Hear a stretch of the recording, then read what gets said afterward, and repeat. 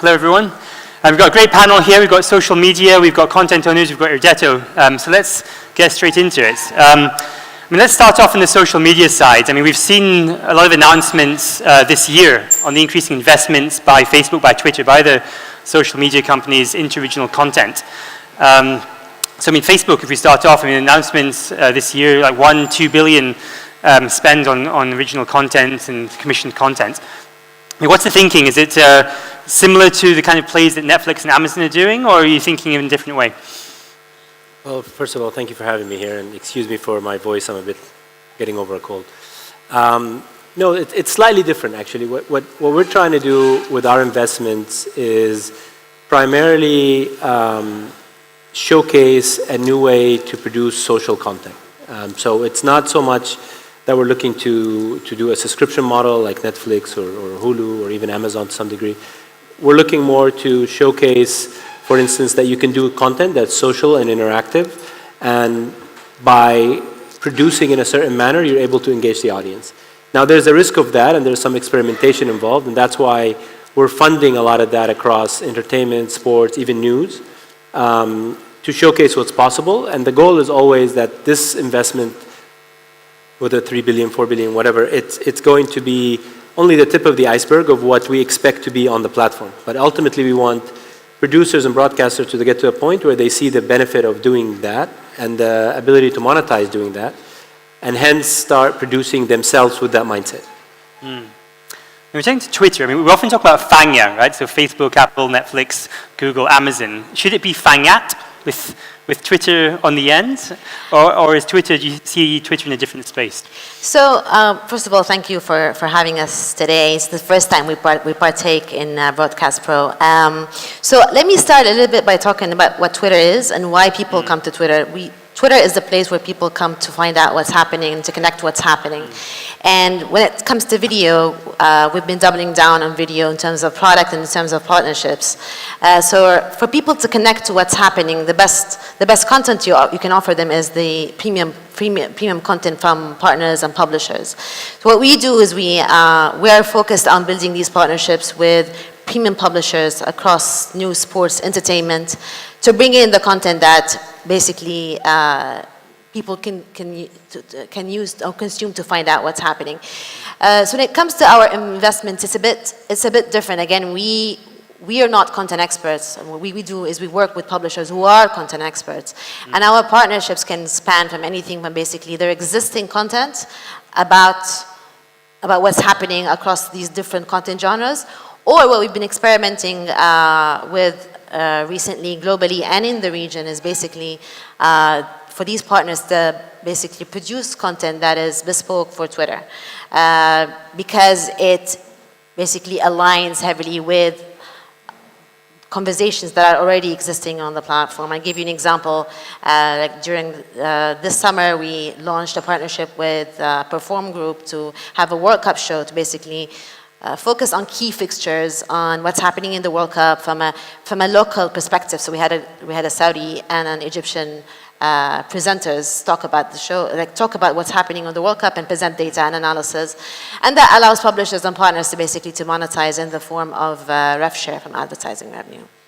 And one thing that caught my eye was the announcement of the Creator Originals, is that right? Where you're kind of helping influencers on Twitter to actually create original mini-series. Can you talk a little bit more about that? Yeah, so it's not necessarily influencers per se. It's we work with publishers, and the publishers they choose what's best in terms of basically to keep their editorial voice, but also offer something that is engaging to the audience on Twitter. So this year we had 3 announcements for 3 shows so far in the region. One was the World Cup show, Yalla Goal.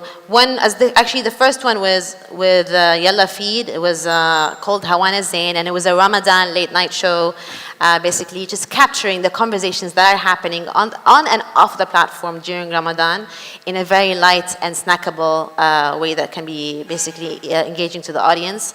And the last one that we just launched was in partnership with Sayyidati Group, and it was basically during the International Fashion Week. So basically it was, again, a local perspective of what's happening on the runways in New York, Milan, Paris, and London fashion weeks. And that's basically based on their expertise and what we find our audience is interested in, and fashion seemed to be one of the key passion points for the female audience on Twitter, and therefore we decided to go ahead with that. That's great. So Carlo, if we switch to WWE, I mean, obviously it's a big brand, it's a global brand. It's really one of the pioneering brands as well. I mean, even back in 2014, you launched direct-to-consumer, and I think now the #1 sports network on YouTube. So obviously a great success story. I mean, how do you think about OTT and also the social media angle at WWE? Again, thank you again from me for having me on this panel. It's great to be here. We at WWE several years ago had the visionary leadership to make social and digital presence an integral part of every element of our business.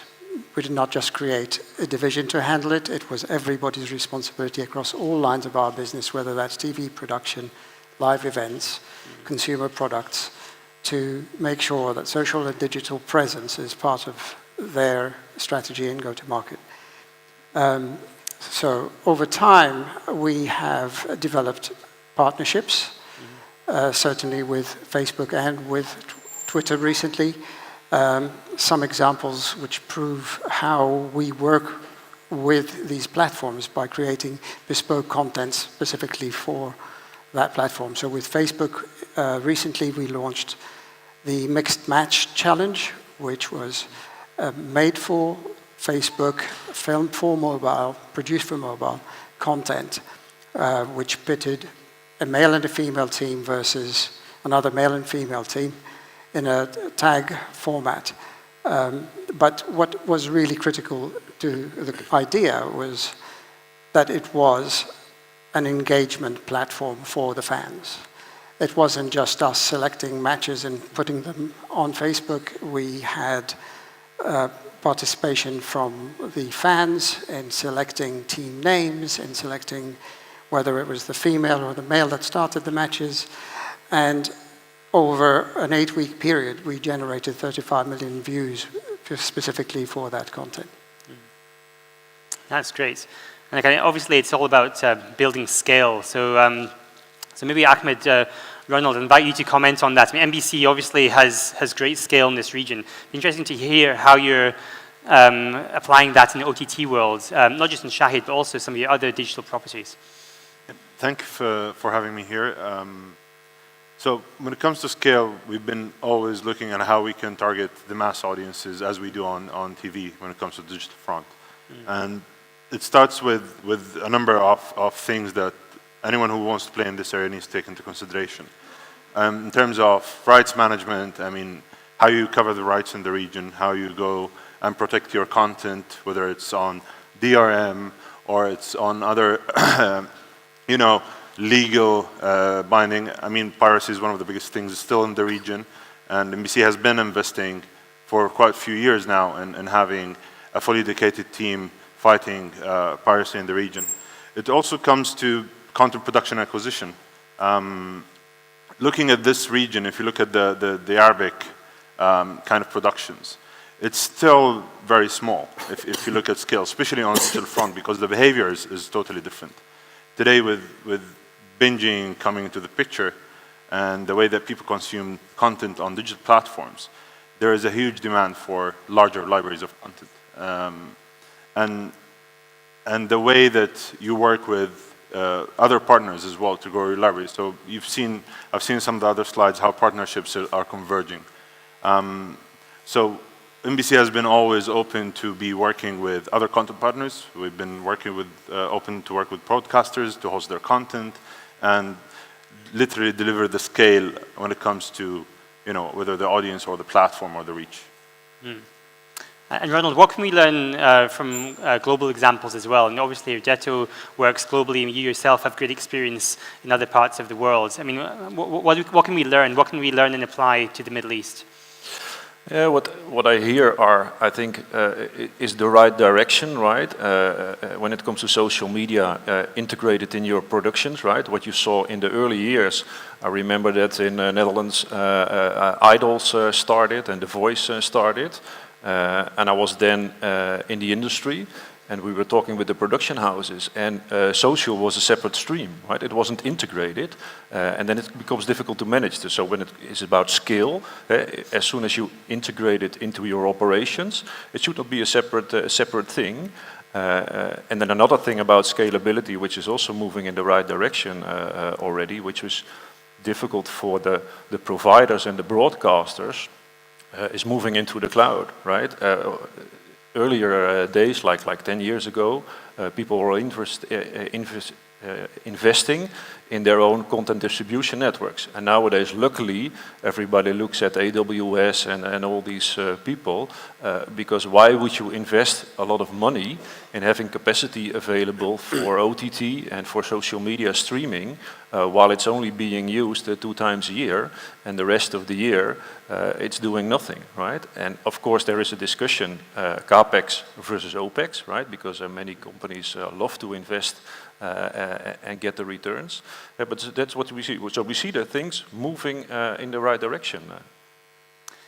So let's come back to the partnerships. I mean, we read about the headlines, all the partnerships that are happening in this region. I guess what would be interesting, Carlo, Firth, I mean, if we just open the lid a bit in terms of the partnership between WWE and Facebook, I mean, how did it originate? Did Facebook approach WWE or vice versa? And how did the whole thing get off the ground? To the extent that you can reveal it. I don't remember who approached who, but I think the key is there is a synergy between what they're trying to do and what we want to do, right? So they're obviously a great brand, has a massive following. We know that their content performs very well on social. We know they're very progressive in terms of digital first. So when the opportunity came about, and they have a very interesting, maybe Carlo can go into, like they have multi-layer revenue streaming where they have the events and they have the merchandising. And so for us, we were keen on getting that content. We were keen on getting content that's not repurposed content, right? So I think the whole thing started originally with, we would host some of your superstars during some lives with influencers. And these things were performing really, really well. And it's just basically an interview with one of the superstars in our office. But then we saw opportunities to help promote attendance to events. We helped promote certain pay-per-view events. We could act as a funnel for people who are interested, whether in merchandising or engaging with their talent. So our goal is always to, in getting that strategic content on the platform, is how can we help them achieve their goals. And even with the commissioning stuff, similar to what Qandil was saying, when we come and commission a piece of content or do something out of, so we have, for instance, La Liga rights for India. We produced that out of Dubai with the Media Pro production company, which produced La Liga. So we're not going out and reinventing the industry. We're just creating new opportunities to existing broadcasters and existing producers. It's kind of my... Thank you for that, Faris. We at WWE produced 1,500 hours of content in 2017, which generated about 5 billion video views during that year. The vast majority of that number has come from social and digital viewership. The way we look at content is that it serves reach, it serves economics, or it serves engagement. And depending on what it is, we put it in the right distribution channel. So effectively, we've created a tiered content strategy or an ecosystem that we work quite hard to protect. At the heart of that is our core programming, Raw and SmackDown, for which we produce 5 hours of original programming a week. That is monetized primarily through pay TV. In addition to that, on that platform, we also have reality series and documentaries. We look at social and digital as building brand, as attracting the next generation of viewers, and as promoting the direct-to-consumer network, which is our third strand of content, which is where we see the primary exploitation of our premium and long-tail content. And that would be our pay-per-views, which happen on a monthly basis, which are primarily in ring again, but in addition, we create original content specifically for that. So against that backdrop, we then select our partnerships, and clearly in the space of social media, with Facebook, with Twitter, and specifically with YouTube. we have worked quite hard not only to monetize, but to also create bespoke content for that platform, which is where the mixed match challenge experience came from, to the point where we've now working together with Facebook on a second series through which we are in the middle of. So that's how these things come together for us. Kind of. I saw you nodding along while Carlo and Faris were talking. If you look at your partnership with NBC, with Ahmed as well, is it the same kind of dynamic? I mean, are you working together in short-form content? What's working well? What's maybe not working so well? So in general, I fully agree with Carlo and Faris. Doesn't matter who approaches who. Kind of, it's the most important is aligning objectives, and what we look for is content that is relevant for our audience and content that basically generates a lot of conversation. And we want to make sure partners' objectives are aligned in terms of them building a new audience and creating engagement, increasing engagement, and finding new sources of revenue. So as we look at NBC, we're thinking more and more of becoming a multi-platform network. I think the decision is with the publisher on whether they decide to create bespoke content for a platform or to use a short form of their existing content. But definitely what we see and we advise every partner is to basically cater their strategy to the platform and to how the audience on that platform basically engages with their content. Mm-hmm. I think that each platform today for us on social media serves kind of a purpose, and it's by design. I mean, each social network is delivering on a certain, I would say, objective for us. So, I mean, Twitter is a great platform for discussion, especially in Saudi, and we value that audience a lot, and we've been working a lot with Twitter on ways of how we could actually develop concepts with them, whether on a short form or different activations to keep on activating this audience and extending our shows. Again, we're looking at different formats of the different networks. I mean, we've been working with new formats, like now vertical videos are becoming a thing, and we've been also investing in that, on how we should, again, change our operational kind of strategies into how we cater for the different platforms, how we can repurpose content according to the need and the platform the requirements, basically. Yeah, so we're talking about platforms, and Ronald, we were talking yesterday about open platforms like Android and the role they can play to help bring different parties together in a single space and the efficiency that it can bring, and also the scaling factor. Maybe you want to comment on that? Yeah, what you see, of course, with the opportunities for smart TVs and with Android TV, either in a box or in a TV, is that it's the perfect way to really combine the traditional broadcasting world with the new world, with the OTT players, with the social media players. And by moving, for example, into Android TV, it gives the opportunities to the broadcasters to really move fast, because by design, the OTT players are fast, right? They can really quickly develop and launch, and they are less careful. They just try it, and they have the possibilities to, for example, just select a small group, try something, and then launch it with the full audience, right? Well, the traditional broadcaster doesn't have the opportunity, so is by its nature is slower. And then indeed Android TV gives the possibility, because Google is behind it, many things are being taken care of. Things are really transparent. You should not worry about screen sizes and a lot of technical details, because all is taken care of, and then you can really move. You can really move fast, and that's what the industry needs, right? Because the new players here on the stage are the fast movers, and the traditional players need to make sure that they catch up. So and Android TV is indeed a nice platform for it. Yeah. I mean, one thing that's clear is that the industry is becoming more and more fragmented, and the aggregation role is still very relevant. Now, the traditional aggregators were the pay TV companies. Now, telcos are moving into that space. Amazon is certainly making a play at being the super aggregator within the new online video sector.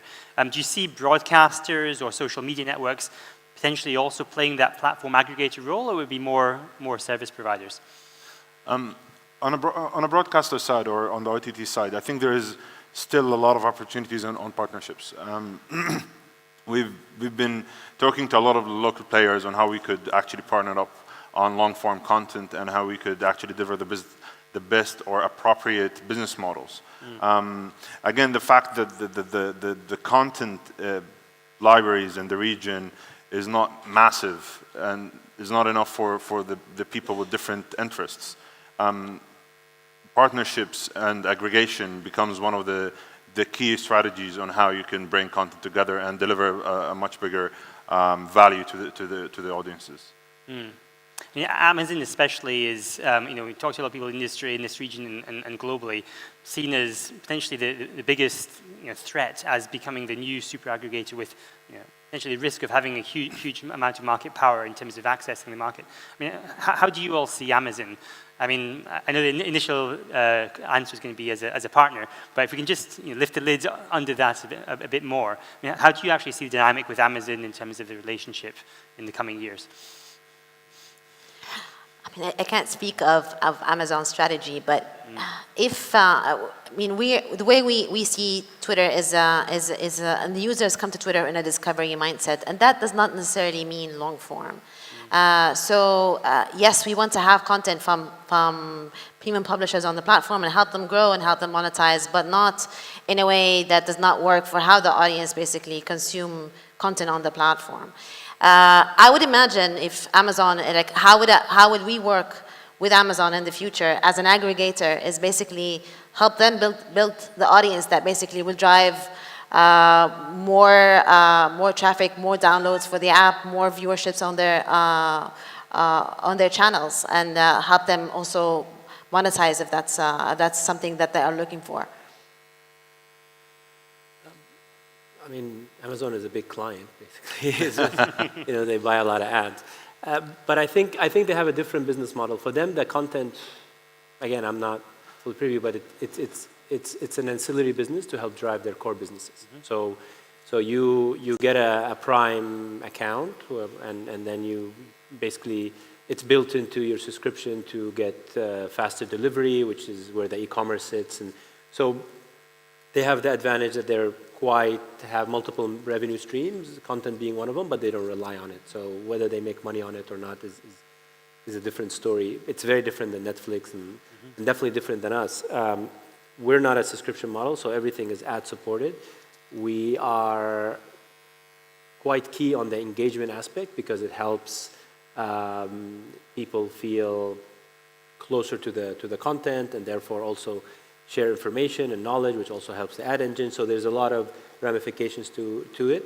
What we're seeing now is people's willingness to consume longer and longer content on the platform. So what used to be just the clips is now with Watch or IGTV, where we've expanded the window of how much content you can upload and made it a bit more user-friendly from a VOD standpoint. We're seeing these people consuming longer and longer content. But the nature of that content is still kind of being shaped now. I'm not sure it might be, movies like you would find on Amazon or on Netflix. It might be more, it's definitely episodic seems to work. Live seems to work really well. But it's not necessarily the traditional TV stuff, which is very close to where Amazon and Netflix play. Our stuff is a bit more about doing stuff that you couldn't really do anywhere else, whether it has like a 360 component to it, or you engage with the stars, or you engage with the characters, that you can't really do on any other platform, even YouTube. That's the niche that we feel strongly about, and that's where our biggest bet is going. In the case of WWE, obviously we have a partnership with Amazon as well on a certain level, but ultimately what drives our decisions is where are our fans consuming us. And that's what will dictate where we end up being. At the moment, through our existing distribution through pay TV, we are in 180 countries, in 800 million homes, in 25 different languages every week. Until we can find a replacement for that, we'll continue with the existing model that we have, but that doesn't mean we exclude anything else. We're continuously exploring what else we can do, and the spirit of reimagining who we are as a brand, is at the core of who we are as a company. And that is always driven by what our fans want. Yep. Should we switch into the revenue models? I mean, we saw some numbers just before the break in terms of advertising and potential subscription revenues in the region. We know it's a tough region. Advertising market's down quite heavily in the last few years, in TV at least. We know that the consumers' willingness to pay for content is maybe not as strong in this region as potentially elsewhere, and actually just collecting money can also be a challenge in some parts of the region as well. So, what are the potential models for success here? I mean, if we start maybe Twitter, right? So about 50% of your advertising revenues is coming from video now on a global basis. Do you see the same opportunity in the Middle East? Absolutely. Video has been, for us, has been one of the fastest growing products. And one of these products is basically how we monetize publishers' content. So we have the traditional promoted video, the website video card, the app install card that brands can use. But increasingly, we are working with partners to basically have this content available and have brands associate with it in a one-to-one bespoke relationship, as opposed to basically a marketplace. A marketplace is available as a product, but we see a lot of demand from brands to be associating with a specific publisher, so WWE, for example, or football content from a particular rights holder. And that for brands gives them the association with this premium content at a one-to-one relationship. And from a publisher perspective, it helps them both ways. It helps them obviously from a monetization perspective, because we operate on a revenue share model, but also the way it works is any paid media that advertisers invest goes towards promoting the content and the pre-roll. So as a publisher, you get additional distribution for your content, and you're also monetizing it. Ahmed, for NBC, I mean, we talked a bit about the difficulty in actually getting the money from people, right? People don't always have bank accounts, people don't always have credit cards. I mean, how is NBC looking at it in terms of the way to actually collect payments from consumers? So on SVOD, because we're serving the two models, the SVOD model and the AVOD model. On the SVOD model, we're seeing that mobile is really growing well in the region. I mean, people are willing to pay for a subscription through DCB and direct carrier billing. Credit card penetration is still weak in a large part of the region. But we're still missing the infrastructure. Again, a lot of regions are introducing regulations on a government level of how they regulate payments when it comes to, again, the banking systems and the open APIs and how people could just pay through their bank accounts or just through the money collectors. We see that also in some regions like KSA and Egypt, there are local payment providers like Sadad and Fawri, which are actually now transforming their business model a bit from being the bill kind of provider to more of a content e-commerce kind of platform. So they're opening up for that, but still the challenge is the willingness to pay in the first place. So audiences with the piracy in the region, again, are able to access content everywhere. And again, on the regulation side, on piracy, there's a lot of efforts from NBC actually to work with different people to fight this, because at the end of the day, the content is available. Why would people pay for it? And that's a major challenge. Now, on the AVOD part as well, is we think that long form has a very, very unique positioning when it comes to long form. I think we've been talking to a lot of advertisers on how does Shahad serve a purpose for the advertising metrics. And it's basically the use case. People have the intention to come to a platform spending an hour or two watching content. And the game at the end of the day is all about watch time. So how many people, how much people are watching content. And advertisers are actually loving Shahad for that. I mean, it's an engaged experience. It delivers on brand safety, and audiences are actually spending the time watching the ads. I mean, it's different a bit from short form where people are snacking content. They come there, they open it multiple times a day. They open their devices, go through some of the videos, play some ads in there, but it's not that full focus on the experience. I mean, they come 5 minutes and they leave, but on long-form content, the opportunity is way higher when it comes to video advertising. Yeah, that's a nice lead into Ronald. I was going to ask you, obviously the ability to monetize content is linked to the ability to protect the IP around that content. Yeah. And as we all know, I think we never have a conference without talking about piracy. So, I mean, obviously, Irdeto, you're kind of front and center in terms of the battle against piracy and helping other people on the panel and around the room on that front. Are we winning that battle? I mean, what's Irdeto seeing in the market this year and going into next year? We do see the development that the consumer gets more aware. Though on the other side, the criminals or the pirates are also becoming more and more professional. So I think there was also an example from last year that my colleague showed, that sometimes the consumer is not even aware that he is, because he's subscribing. I mean, he's paying for it, and then it should be legal, right? That's what you experience. What we do see in piracy is that there is more awareness and recognition in the total industry. And it's starting with the rights owners, with the production houses, with the media labs, for example, for the high quality movies, with the sports rights holders.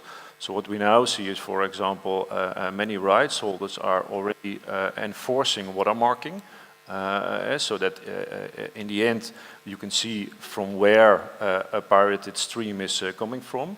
And not only from which distributor it is coming, but might be even from which consumer it is coming, so that you are certainly that you can shut it down, right? So so we do see the movement, and in the end, whether we can control it, well, we don't think that you can fully close it, right? Because it's just an industry. I mean, but what we do see is that companies that really shift the focus, that recognize the pirate as just being a competitor, are much more powerful and are much more eager to win the battle, right? Because doing a battle with criminals is much more difficult than doing a battle with your competitor. So recognize a pirate as a competitor, and then suddenly your way of thinking really changes. And that's what we see really happening. Yeah. And Carlo, as the original rights holders and IP owner, when you look at this region, is enough being done? I mean, what are the additional requirements that you have of your partners in this region to protect your IP?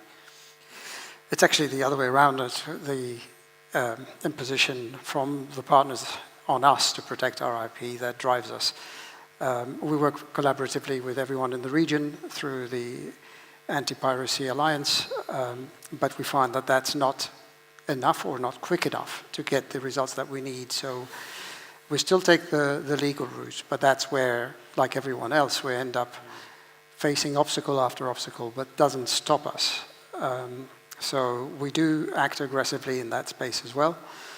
But a bit to what my colleague was saying, we also claim a lot of pirated content back as UGC and make that part of our IP. So it doesn't take it away, it doesn't resolve the problem, but at least it makes sure that we can control the IP space. Great. Do you have any questions from the audience at this stage before we carry on? If not, then we can carry on and have a think about what questions you might want to ask later on. We have one over here.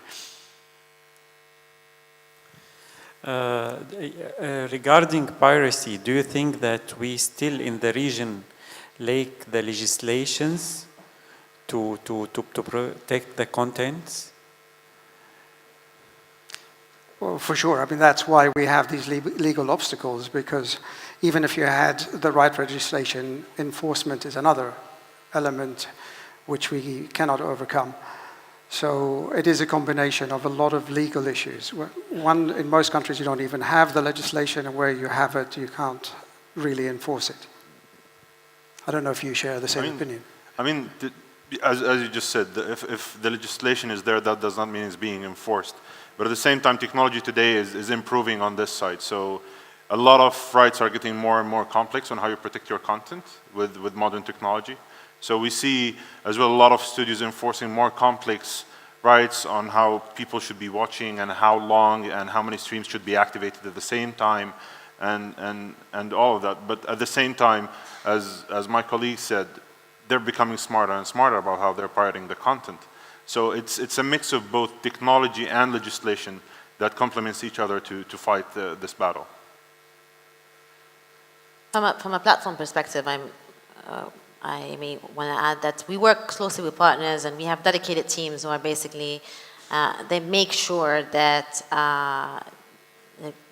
to basically combat piracy, and any cases of DMCAs, any tweets are taken down almost immediately, and then in case of multiple infringements, these pirated accounts are taken down permanently.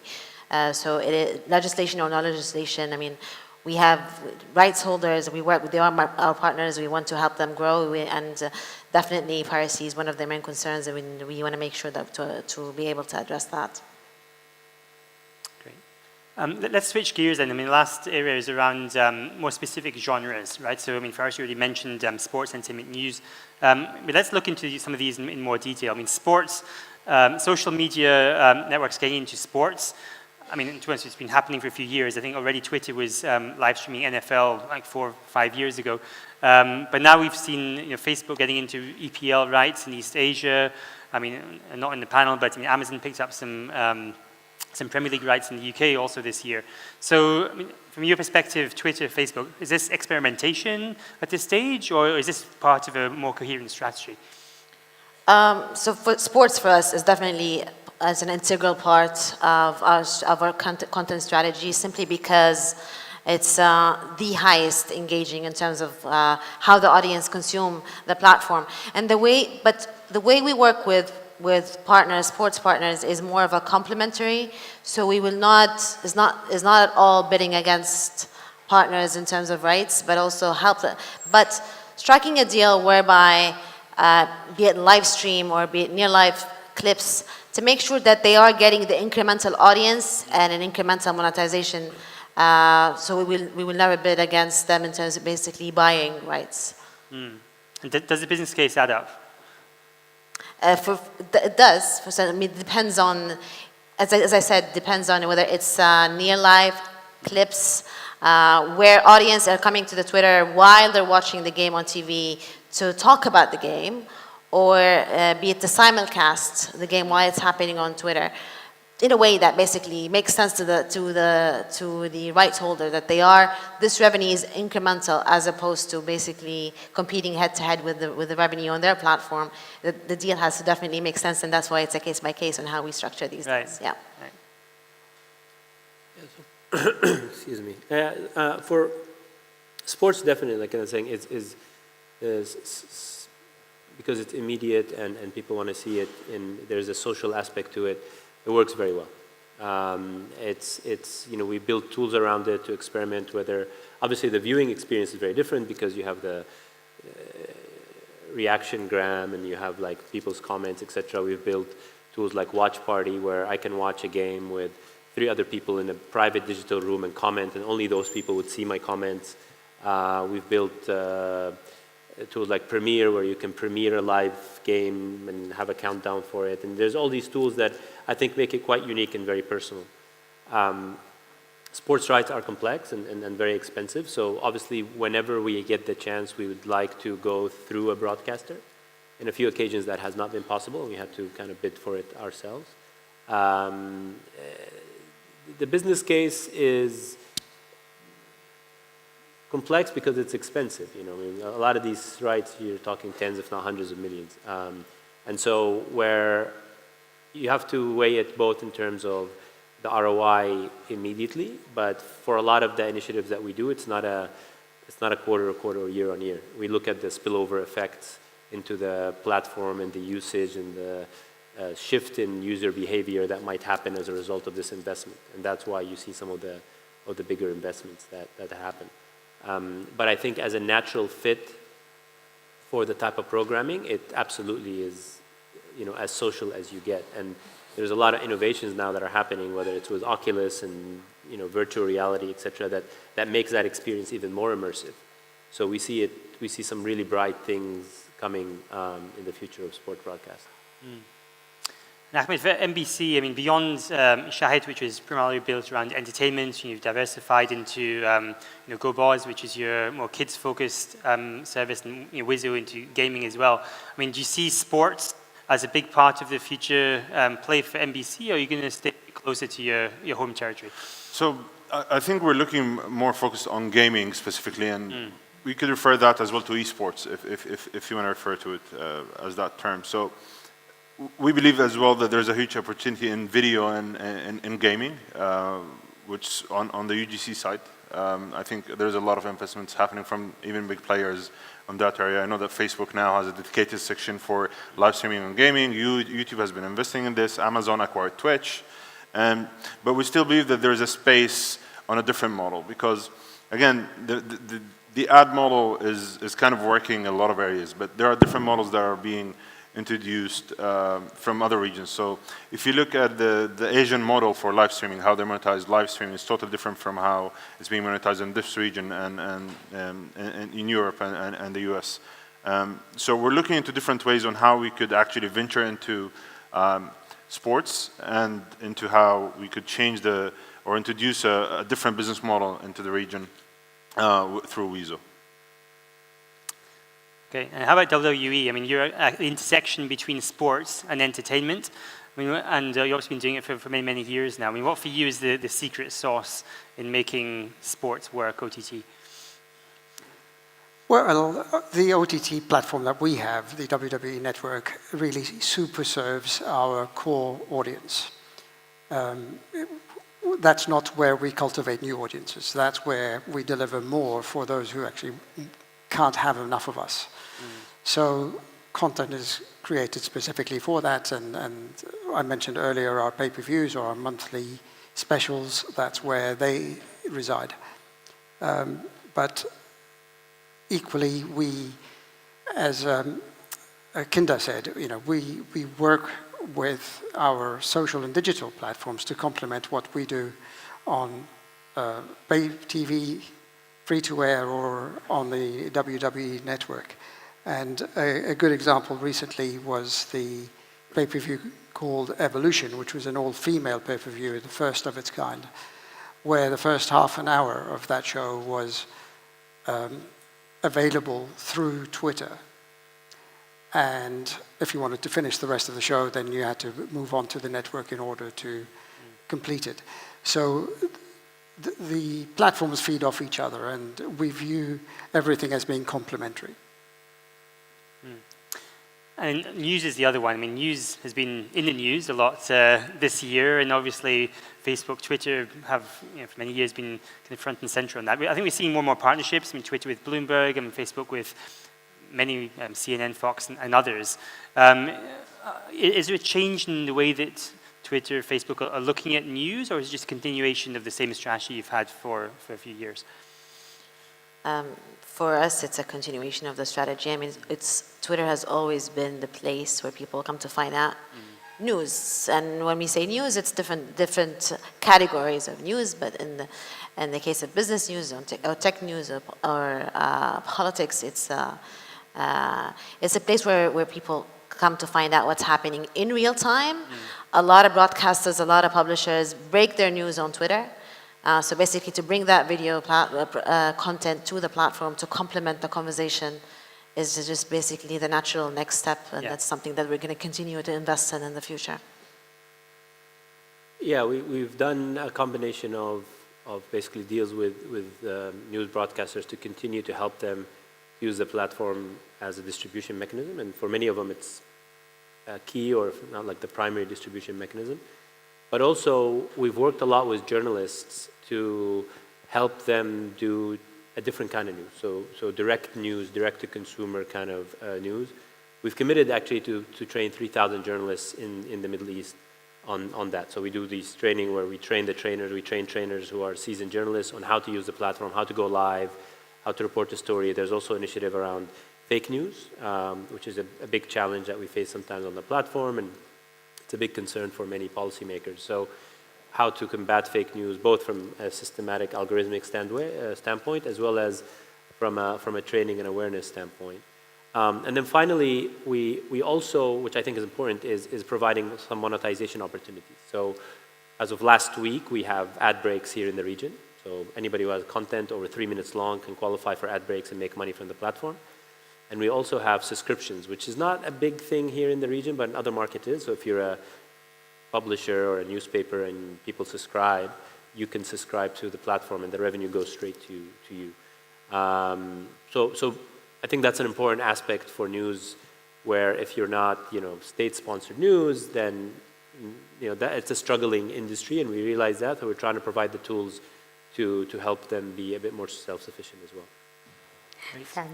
Maybe I'll just ask one last thing to round it off. Right? 'Cause partnerships are like marriages, right? And although the photographs all look happy families, etc., beneath the surface, sometimes things could be a bit better. So I'm going to play marriage counselor just for a minute and ask the social media people on one side and then the content owners on the other side to turn to each other and say the one thing that you'd want from the other side to make the marriage even happier.